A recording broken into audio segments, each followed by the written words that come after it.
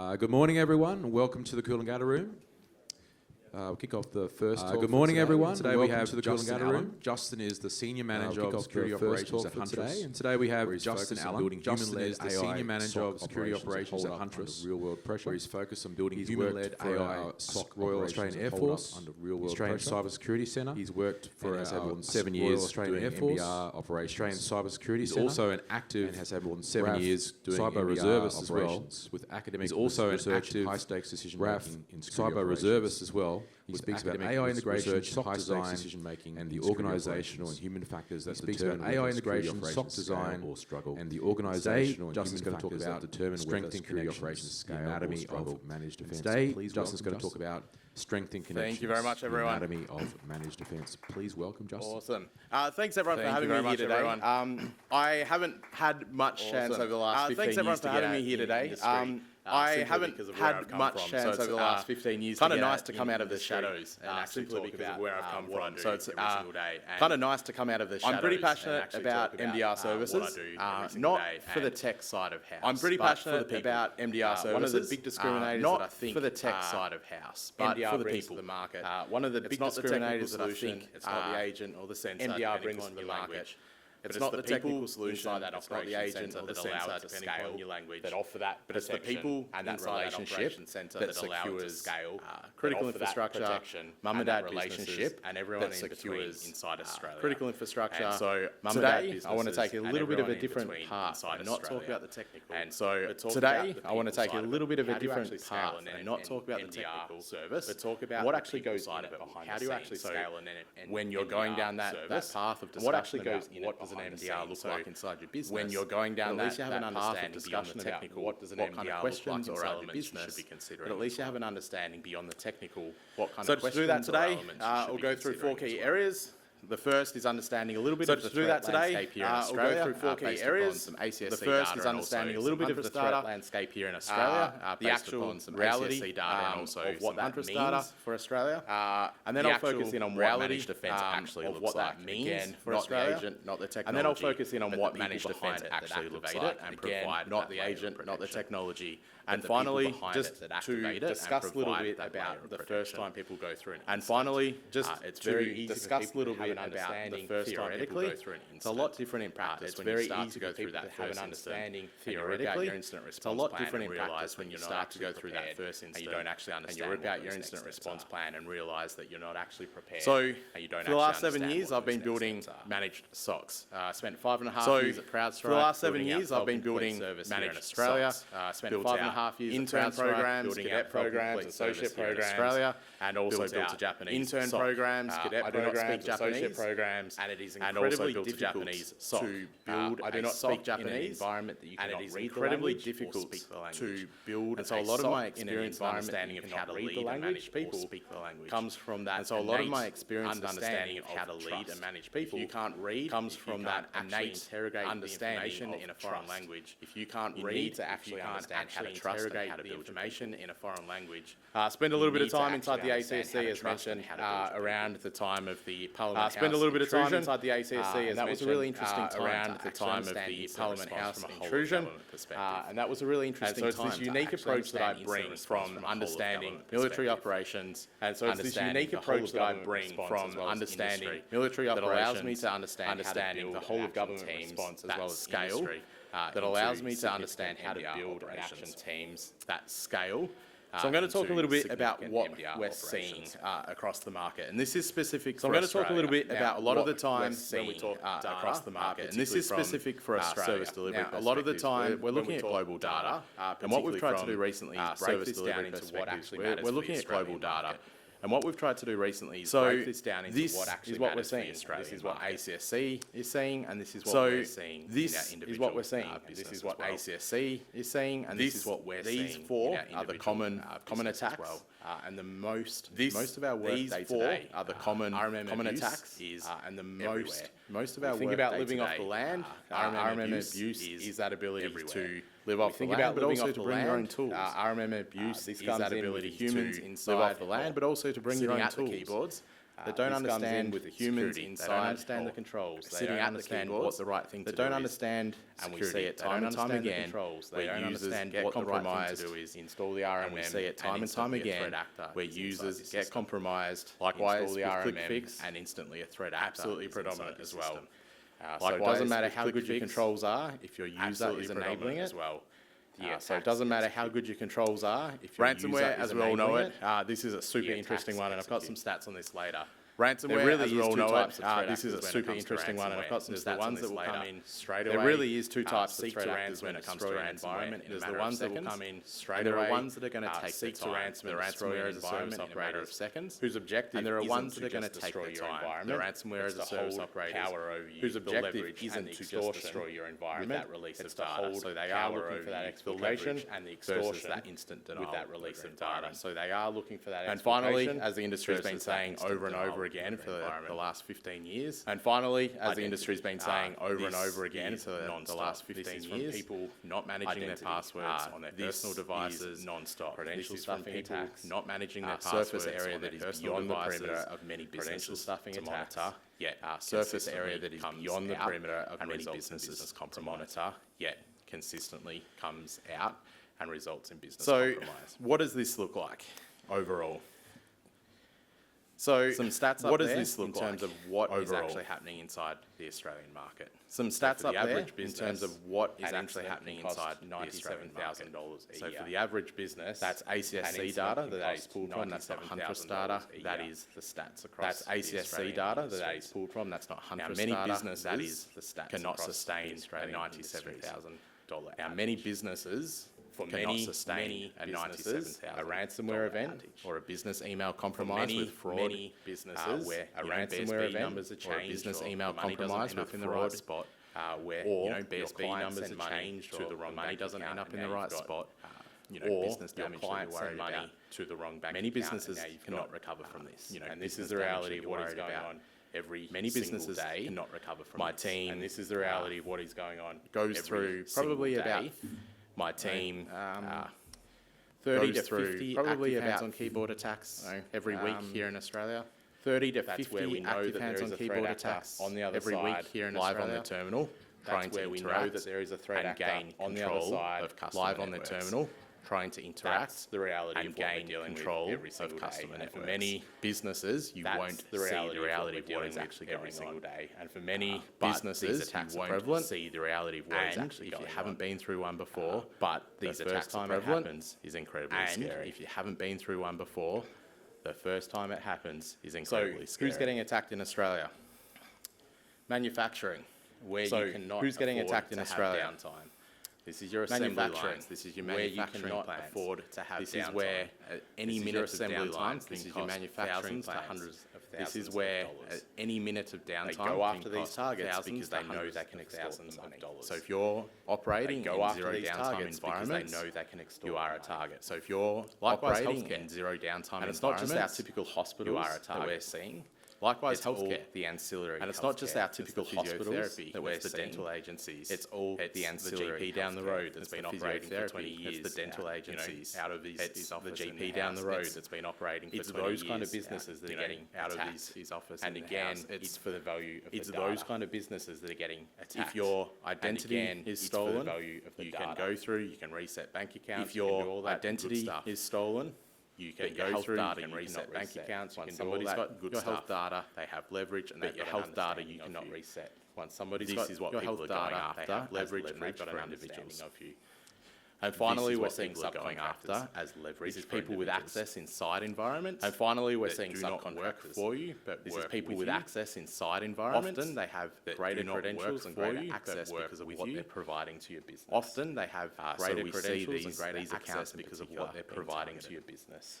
Now, this data is these accounts in particular. So this isn't just what we're seeing in America. Now, this data is what we're seeing every single day here in Australia. This isn't just what we're seeing in America.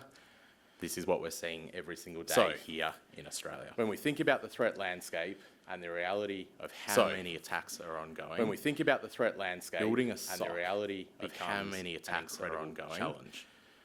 Building we've got to have technology and incredible, regardless of your EDR vendor. We've got to have, but then we've got to have people, which you have. We've got to have people that can respond 24 hours a day. Then we've got to have people 7 days a week, and we've got to have people. We've got to be able to train those people 24 hours a day. We've got to be able to 7 days a week go through processes of correcting. We've got to be able to train those behaviors, correcting mistakes. We've got to be able to identify processes of correcting, providing poor behaviors. Correcting mistakes, development, identifying mistakes, opportunities, providing them leave like this, mentoring, development, training courses, careers, in an ever-changing environment. Specific training courses. At the moment, in an ever-changing environment, and the need for MDR to that. At the moment, I liken MDR service that you use, and the need for MDR gas and electricity for our houses, regular water service that comes in. We purchase gas and electricity more and more of a critical service water that just comes because of the understanding. MDR is becoming more and more reality of what's going on. It's not because of people aren't capable inside the reality of what's going on. It's that if you haven't faced a threat before, people aren't capable inside the first time you face it, it's not when you want it to be a faced a threat before. The first time reality of what it is that we're able to deal with at scale, and we're looking at 24/7 and that's the reality of what it is that we're able to deal with at scale, and we're looking at 24/7 service delivery. So how does a SOC actually work the globe? Particularly in the agentic age, I wanted to break this down. So how does a SOC actually work? To me, AI particularly in the agentic age, I wanted to break this down. To me, AI is an automation layer, but it is not the most important speed. And to AI human in the automation layer at the right time. That enables speed. We've done automation, human in the right spot. And in particular, we go back and look at some other industries. We've done automation industry, and in particular, we go back and look at some other industries and taught in the manufacturing industry every other manufacturer across the globe. They learnt and taught. And so a lot of what I do every other time to understand what other industries have already solved. And so a lot of what I do shiny be-all and end-all in cyber. What other industries have already outside and understand. We're not the shiny be-all and end-all in cyber. So to me, we have many solutions already in place for agentic. So to me, we have many solutions already in place. We simply need to understand how other industries solved cybersecurity problems themselves. We simply need to understand. We then get into the most important layer, and this is the human layer. And I cannot undersell this. We then get into the most important layer. Alone, this is the human layer, provide and I cannot undersell this. There is always a human that is going to need to be there doesn't provide it and to understand. There is always a human that is going to need to be there. And what I mean by this is for the past 30 years, we've been able to launch. What I mean by this is fly to a destination 30 years and land those. We've been able to launch aircraft without a need for a pilot. Fly to a destination and land those aircraft. Society without a need for a pilot getting in the air. Without having that pilot there. But as a society, we are not comfortable with getting in the air. To me, without having that pilot there for when something goes wrong. We can trust to a degree automated cybersecurity and AI solutions. But at some point in time, to a degree, automated and AI holes will align. But at some point in time, the Swiss cheese theory, my focus is how I get those humans and the right number of humans, the right and so my focus is how I get those humans to be ready, the right number of humans, the automation skills cannot achieve the outcomes that to be ready for when the automation cannot achieve. Finally, we have the connective layer. That's how as a society, so that's what I focus on as an industry, finally, how we bring all this information together. That's how as a society and generate as an industry, how we bring all this information together across the entire try and generate the net effect that we're looking for. So to start off with, to me, what does the agentic substrate look like? So to start off with, to me, the value of the agentic system is that it is always on. It is always consuming. The value of the agentic system is that it is always what is going on, always consuming as your data, and you can enrich and you can understand this means what is going on as you get smarter, as your data you can start to chain actions together. This means that as you get smarter and understand, start to chain actions together, build out systems that can analyze and understand what it might be. Something to the human can build out systems something that is known as a false positive. Or known human as an anomaly versus something that is known as a false positive. This is the value or known as over time anomaly inside an environment. And a human doesn't need to remember. Over time, you can codify, execute the right way every single time. And a human doesn't need to minimize the amount of noise that is coming out the right way every single time, and minimize the amount of noise that is coming out. But again, this is only as good as the humans that are there tuning, developing. But again, this is only as good as the humans that are there tuning, developing, and understanding. So if we look at this as a bit of a pipeline, we have our ingestion. This is so if we look at this as a bit of a pipeline.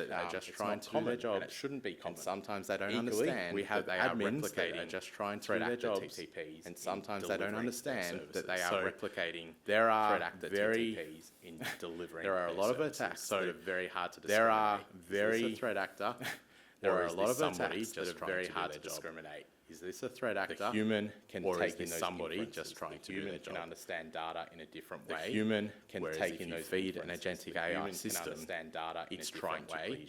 It's trying to feed an agentic AI system. You asked me if this is trying to please you. It's not trying to say yes, this is bad, sir, because you asked me if this is bad.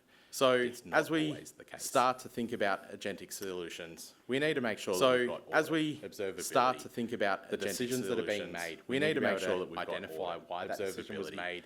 The decisions that are being made, we need to be able to identify why that decision was made, or disagree with it, and investigate every single element of that decision cycle over time. Disagree with it. We need to be able to do regression testing. Every single element of that decision cycle. We need to be able to understand that a small impact or a small regression testing on an agentic model. We need to be able to understand that a small impact or a small change on an agentic model may actually have a significant effect to come into future agentic operations. This is where the human really starts to come in. Now, this is the layer that I really enjoy talking about, and this is the human layer. This is the layer that I really enjoy talking about, and this is the human layer. And whilst I'm all for tech, this is the most important thing that we have as an industry. I strongly believe that whilst I'm all for tech, inquisitive humans strongly believe around our solutions, smart humans, so that we can get the outcomes. Inquisitive humans always around our solutions. We know in Australia that we apparently have a documented shortage of analysts. We know in Australia that we apparently have a documented recruitment alone cannot solve this problem. Cybersecurity practitioners, a factor of the industry.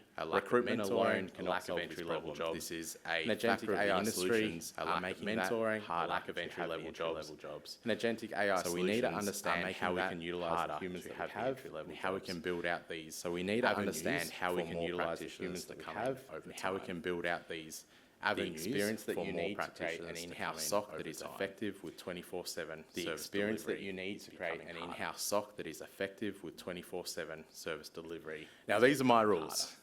This is my view on what it takes to build a team. Now, these are my rules. And this, again, this is my view on what it takes to build a team. The first one that I look at comes from the last 7 years. I'm not building a team with the same people. The first one that I do not want a team. I'm not building a team that can play centers in terms of a basketball. I do not want a team people that are good at something that can play centers. People that are bad in terms of a basketball. I need people that are good at something. I need people that are bad at the same thing. I need people that love Mac OS. I need people that love Windows. I need people that are well advanced in their careers. Mac OS. I need people that are love Windows. I need people that are well building a SOC is about building a team that survives when somebody drops out. Building a SOC is about building a team that survives when somebody drops out. And so I do not build a team that can challenge them or the smartest person. And so I do not build a team of A players or the individuals smartest person that want to be a high-performing team that want to learn from each other. Individuals have humility that want to bring their strengths to want to learn from each other that have humility. I treat people as people. Now, this one's a big one. I treat people as people. Now, this one's a big one. If we're on, awesome. So, this is a really big one, and one that I've always struggled with. We're on, awesome. So, as an industry, this is a really big one, and one that I've always struggled with is treating people like people. We're very good at removing people from the equation. Everyone's got a life. Treating people like people is incredibly important. Everyone's got things. Everyone's got a life they want to celebrate. Everyone's got challenges. When we try to remove the person that happen or that individualistic outcome, when we try to remove the person or that individualistic outcome, because we forget about from human functions and that they start to decline, their psyche, we forget the cognitive ability at any point in time, their state is affected by what is going on. Their cognitive ability at any point in time, and they should be affected by what is going on. Adults, we're not kids. They're a human. SOCs tend to have an ability to treat adults, we're not kids. So this is another one of SOCs tend to have an ability work-life balance. We work to. So this is another one of my core rules. Sorry, we work to live. Work-life balance. We don't. We work to work.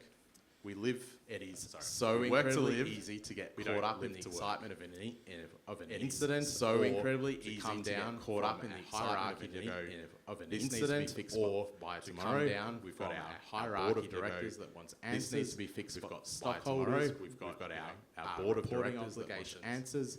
We've got so easy to burn out reporting obligations. So easy to burn out and forgetting that there is lives. So people at home, again, kids forgetting that there is lives, siblings, that everyone goes home at home, kids, when we forget about this, siblings, we forget about the person everyone goes home, and we start to induce when we forget about this, we forget about the person, and we start to induce burnout. Analysts do not own the workload. Time and time again, analysts do not own the workload. Blame analysts for missing something. Time and time again, businesses like to blame analysts for missing something. They're not responsible, nor can they be accountable detections or for every single detection or signal. They're not responsible, nor can they be accountable for every single detection. People process a business technology and that's a technology issue. The management process technology, the accountability for how much work. The management layer owns if an individual's ability cannot keep up with the workload is coming. That's not a problem for the individual. If an individual team cannot keep up with the workload, but that's not a problem for the individuals. That's a problem for the business. And what I mean by that is their core duty is to do the outcome, their due diligence. And what I mean by that is their core duty is to do the data, their due diligence to identify what some of those detections may be really quick. The data that is some of those detections may take some time. Of those detections may be really quick. It's about creating some of those detections may take to allow the it's about time investigation environment, but also to encourage analysts how they can be quick. Time investigation, trust their instinct, but also to encourage analysts how they can be quick to generate that trust their instincts, trust their decisions. Building a career path. I celebrate at the same time. If I have an analyst that gets building a career path in another company. I celebrate if I move forward in their career, a job, and we leave on good terms. That is they move forward in their career them into a successful and we leave on good terms. As an industry, we need to be celebrating and rewarding people for moving forward. As an industry, we need to be celebrating the way they were treated. People for moving forward is what is going to be the catalyst. Their knowledge, the way they were treated, everyone is what is going to be the catalyst. Not slowly change the industry to respect everyone as individual people. As me as a manager, I aim to make my function redundant. As me as a manager, I aim to make my function redundant with reserves for Air Force. I spent the last 2 weeks in Adelaide where I wasn't at my desk. Reserves for Air Force. Managing my team. And 2 weeks where I wasn't at my desk. That's trust. Wasn't there managing my team. That's building responsibility, accountability, that's trust, and making sure that's building those responsibility without accountability, and making that's sure my ambition. Those functions if I can do myself out of a job. I can go and solve. That's my ambition. My team. If I can do myself out of a job, and finally, accountability is a two-way street. And finally, easy. Accountability is a two-way street. And push pressure down onto your team. It's very easy as a manager to sit there. It's a lot harder to push pressure down onto your team. Live in that state. It is a lot harder to sit there. I'm accountable to my team. That means that if I commit to something, if I'm to build I'm accountable to my team. To make them a that means that if I commit to something, successful, to build them, if I'm going to make them a practitioner to deliver effects, successful, to get them opportunities, I owe them that accountability to deliver effects. If I'm not delivering for them, that accountability needs to be public to deliver for me. If I'm not delivering for accountability needs to be a two-way street. Why are they going to deliver for me? So accountability needs to be a two-way. Now follow the sun and the reason that it works. Burnout. Now follow the sun and the reason that says that it works. That has not worked inside a SOC doesn't know what they're talking about. And anyone that says it's not sitting there looking at a pane of glass, every single day is tiring. Sitting there looking at a pane of glass, every single day is tiring. And this is why we need to consider multitude of ways of doing it. But if you're trying to build it internally inside one multitude of ways of doing it, you're going to have burnout. If you're trying to build it internally inside one geography, and third shift, you're going to have burnout. You're going to have people leaving because working on second and third shift takes for multiple years. This is understanding how to build rosters. This is understanding work-life balance, planning for leave, understanding how to build rosters. This is understanding every single microism of understanding holidays, how employment every single microism of understanding how employment lots of work to understand how you build out a scalable function 24/7. There is lots of work to understand how you build out a scalable function 24/7 to provide those. Now, when I look at how these individuals are applying their skills, we have the concept. Now, when I look at how these individuals are applying their skills, we have the concept of the OODA loop. OODA loop is essentially what our analysts are doing every single day. It's their ability to identify is essentially what is actually happening every single day. and their ability to identify. And this essentially is what is actually happening every single cycle and respond effectively. And every single microcycle. This essentially is what an analyst is doing every single cycle. And every single microcycle decline decision making and why at the end of the day, this is where that will make a very different decision than at the start of the day. Why at the end of the day, these analysts will make a very different decision than at the start of the day. Understanding this because of all these enable building rosters. Understanding this is what processes enable building and ensuring rosters that the analyst goes home at the management day processes and ensuring that the analyst goes home at the end of the day in a happy state. Again, from an MDR perspective, we then have to consider what this looks like in terms of service delivery. Again, from an MDR perspective, we then have to consider what this triangle, which I'm sure many of you have seen. If I think about this as quality triangle, which I'm sure many of you have seen, you can have two. If I think about this as speed, accuracy, that is the reality. You can have two at any point in time. We don't want to deliver all three. That is the reality. It's not because we don't want to deliver all three. It's because there is a human work beyond that capacity. If you want something deep, you're going to need to take time, and they cannot work beyond that capacity. If you want something deep, you're going to need to take time. That's just the reality. If you want something quick, you're going to need to take time. You're going to get a quick response, but it's not going to be fully complete. If you want something quick, somebody hasn't had the time. You're going to get a quick response, but it's not going to be of agentic outcomes where we can support this overall. And this again is that balance of agentic outcomes where we can support this overall. I like to talk about this one again for those internal SOCs. Now, I like to talk about what this one doing again for those internal SOCs. As an MDR, what we are doing is essentially when something is going wrong, we are applying that tourniquet delivery service so that we can respond. Something is going wrong, we are applying that tourniquet situation so that we can. So what that means at times is that we have analysts that are making a decision on whether or not to. So what that means at times is that we have analysts that are making a decision on whether or not to mass isolate an entire hospital where they will or allow a threat actor access to that hospital where they. That's a pretty significant ethical conundrum to sit with. Now. And they are the types of significant ethical that we have conundrum, not just inside Huntress. And they are the type every single MDR that we have analysts, not just inside Huntress. That is again every single MDR real world impact making those on their minds as they go home. That is again a real world impact that sits on their minds as they go. Now the other side of it, and again I'll rush through a lot of this. There's now the other side of it when you're looking at an MDR service, it's not just the tech. There's the management oversight. When you're looking at an MDR service, the integrity, the feedback loops, the management making sure that the system is resilient as a whole. Integrity, not simply the feedback loops, making sure that the system is resilient as a whole, not simply that the technology works. And that comes down to confidence inside systems that enables an effect. And that comes down to confidence inside is not an accident. Quality is a deliberate system that is designed and built into cybersecurity systems. Quality is a deliberate system that is designed and built into cybersecurity systems. An outcome that is less than desirable. It's how we respond, and it's how we do that on a repetitive An outcome that is less than desirable. It is consistent, and it's how we do that on a repetitive. People make mistakes, and that's okay. It is how we respond to those mistakes. People make mistakes, and that's okay. How we respond to those mistakes is what is the measure of a good SOC. Integrity.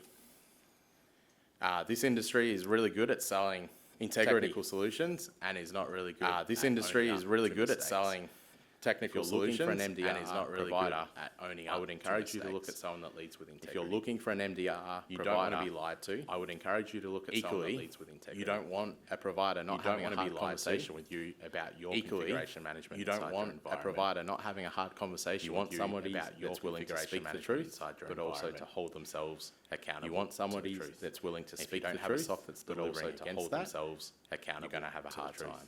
If you don't have a SOC that's delivering against that, you're going to have a hard time. Now, I spoke earlier about the ethical dilemma. There are very few people that spoke earlier about the ethical dilemma. Particularly, there are very few people that have actually had to cyber warfare operations, and particularly, if we extend this to cyber warfare effects that we can generate inside the cyber fraternity. There are very real outcomes and very real effects that we can generate mental resilience and the impact on somebody's mental health. And we don't often talk about that. Can be incredibly real. Mental resilience and the impact on somebody's mental health. Pane of glass can be incredibly real when you're sitting there, sitting in a and this is where that context comes in. I bring the human back into the loop because, and this is where that context comes in. A login at 3 a.m. human back into the loop in a location is very different. A login at 3 a.m. for a hospital login for a news organisation is very different than a 3 a.m. login for a news or an admin creating a user reporters that are globally based. In hours, it may be routine. Or an admin creating a user, it's undocumented. In hours, the data it may be routine. Out of hours, it's undocumented. And that is what the data brings into these agentic It's the context that is different. You've got a human in the loop. The human brings into these agentic workflows. You've got a human in the loop supporting the outcome of indeterministic workflows. I've spoken a lot about the workforce, managing a workforce and a technical workforce. I've spoken a lot about the workforce, a high-performing team, managing a workforce and a technical workforce that is they're all individuals. They all want to move forward in their careers. They all have a specialty that they're all individuals. They all want to move forward in their careers. They all want to go on leave at the same time. They all have a specialty. Everyone wants to have time off for Christmas and Easter in Australia. They all want to go on leave at the same time. Real people. Everyone wants to have time off for Christmas and Easter in Australia. Needs to be managed in order to provide that capability. Real people. Real workforce that needs to be managed covers that provide that capability where you no longer need to manage that risk and the people that work for covers that can deliver the effects where you no longer need to manage that risk and the people that work for you can deliver the effects that you're looking for. This is what you are purchasing when you're getting an MDR. This is the connective layer. It's not just the technology. This is what you are purchasing. It's the people and the operations that enable it. It's not just the technology. It's the one bad decision operations that enable it. That's all it takes to erode an analyst's trust. One bad decision undermine. That's all it takes to erode an analyst's trust. It's an always-on game undermine leadership high-performing team. It's an always-on game where leadership. And why do we do this? These are the stats. This is what Australia is facing. These are the stats every single day. This is what Australia is facing every very real risk to business. Very real for mum and dads all across Australia. Very real risk to business. Put food on the table, and the ability for mum and dads all across Australia that they employ to put food on the table, or the food on the table. The power of MDR we saw recently in the railway campaign. The power of MDR we saw recently in the railway campaign. It was because multiple. It wasn't because one environment. This is what MDR delivers. It's that herd is because multiple. Because we see it across many. This is what MDR delivers. It's that herd immunity. Because we see it across many, we're able to respond effectively. Now, I'll quickly wrap up and skip through a couple of these things. MDR gives you the ability to focus on skip through a couple of these things. It's your security controls. MDR gives you the ability to focus on your long shift and focus on. It's your security controls and your environment that you're able to shift and focus on. It's your SOC operations, your business focus, your maturity acceleration. It's your SOC operations, your business focus. We look at that from an essential 8 perspective. It's your ability to focus in on those risks. We look at that from an essential 8 perspective so that you can protect your business in the long term. On those risks that actually matter to worry about so that you can protect your business in the long term by not needing to worry about the day-to-day security health. This overall is what a managed ecosystem looks like. This and to your board conversations, it's the ability that you can now detect. You've got to your board conversations coverage. It's the ability that you can now detect. You've got disposition. So when you're dealing with your first active compliance, all in hand. You're not dealing with it alone. So when you're dealing with your first active threat, with a group of people, you're not dealing with it alone. Day in, you're dealing with it. It's not their first time. With a group of people, it's their 100th time. Day in, know how to react and how to support you and generate. It's their 100th time, and they know how to react and how to support you. So that's a wrap up. Please come and talk to me afterwards. I love talking about the humans. That's a wrap up. Please come and talk to me afterwards. I love talking about the humans. And if there's anything, thank you very much for your time and really appreciate you sitting here today. Awesome, Justin. Thanks very much. Here's a little gift. Thanks to Huntress. Awesome, Justin. Thanks very much. Here's a little gift. Thanks to Huntress for sponsoring caps, right? And go down. We've got caps and water bottles. We're trying to get rid of them all, so please take them. Thanks again, Justin. Thank you very much. We've got caps and water bottles. We're trying to get rid of them all, so please take them. Thanks again, Justin. Thank you very much.